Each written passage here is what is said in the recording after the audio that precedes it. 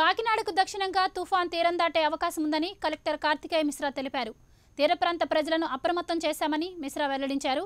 తుఫాన్ను ఎదుర్కోవడానికి జిల్లా యంత్రాంగం సిద్ధంగా ఉందని, 80కి పైగా పునరావాస కేంద్రాలను ఏర్పాటు చేశామని కలెక్టర్ అన్నారు.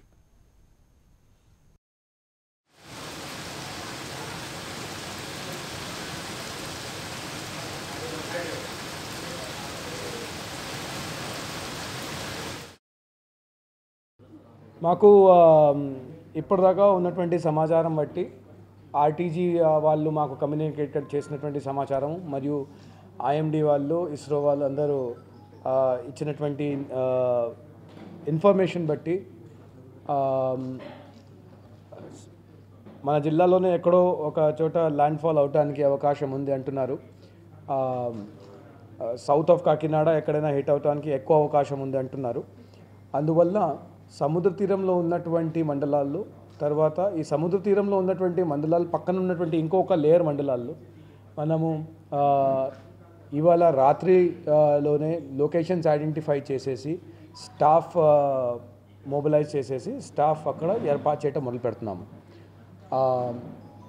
ఇప్పటికే అమలాపురం, కాకినాడ డివిజన్స్ కలిపి సైక్లోన్ షెల్టర్సు ఒక 40+ సైక్లోన్ షెల్టర్సు శానిటేషన్ చేసేసి రెడీగా చేయించటం జరిగింది, రెడీగా చేసేసి పెట్టడం జరిగింది.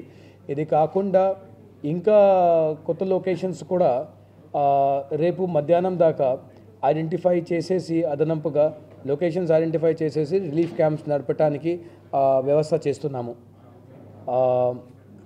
ఒక 26 33/11 kV సబ్స్టేషన్స్ ఈ తుఫాన్ వల్ల ఇంపాక్ట్ అయ్యే అవకాశం ఉంది.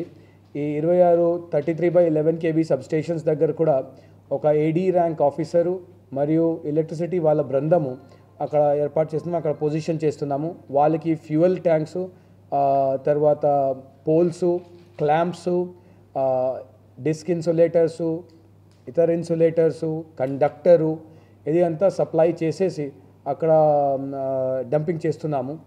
ఎందుకంటే ఇది సైక్లోన్ వెళ్ళంగానే వాళ్ళు ఇమ్మీడియట్గా ఫీడర్ వారీగా ఇంకా క్షతి ఉంటే, లేకపోతే ఫీడర్లో ఎక్కడైనా బ్రేకేజ్ ఉంటే అది సరి చేయడానికి వాళ్ళు ఇమ్మీడియట్గా స్టార్ట్ చేయొచ్చు. ఎట్టి పరిస్థితుల్లో బ్రేక్ ఉండకూడదు.